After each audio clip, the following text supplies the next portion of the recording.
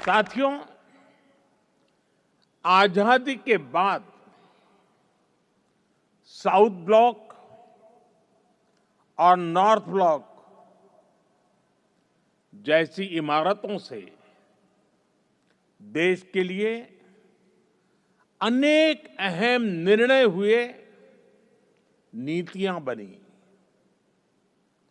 लेकिन ये भी सच है कि ये इमारतें ब्रिटिश साम्राज्य के प्रतीक के तौर पर बनाई गई थी। इन इमारतों को बनाने का मकसद भारत को सदियों तक गुलामी की जंजीरों में जकड़े रखना था। साथियों, आप भी जानते हैं, एक समय था जब कोलकाता शहर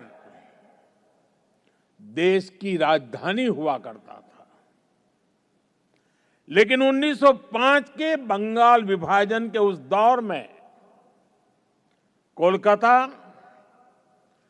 ब्रिटिश विरोधी आंदोलन का प्रबल केंद्र बन चुका था और इसलिए अंग्रेजों ने 1911 में भारत की राजधानी को कोलकाता से दिल्ली शिफ्ट किया और उसी के बाद अंग्रेजी हुकूमत की जरूरतों और उसकी सोच को ध्यान में रखकर नॉर्थ ब्लॉक, साउथ ब्लॉक जैसी इमारतें बनाने का काम शुरू हुआ। इसके बाद जब रायसीना हिल्स के इन भवनों का उद्घाटन हुआ था, तब उस समय के वायसरॉय ने कहा था, जो नए भवन बने हैं वो ब्रिटिश सम्राट की इच्छाओं के अनुरूप बने हैं। यानी उस दौर में ये भवन ब्रिटेन के महाराजा की सोच को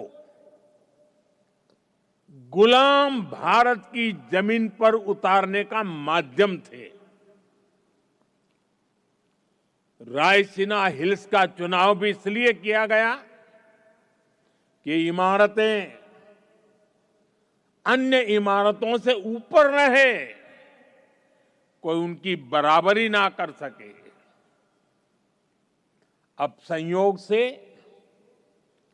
सेवा तीर्थ का ये पूरा परिसर किसी पहाड़ी पर न होकर जमीन से ज्यादा जुड़ा है।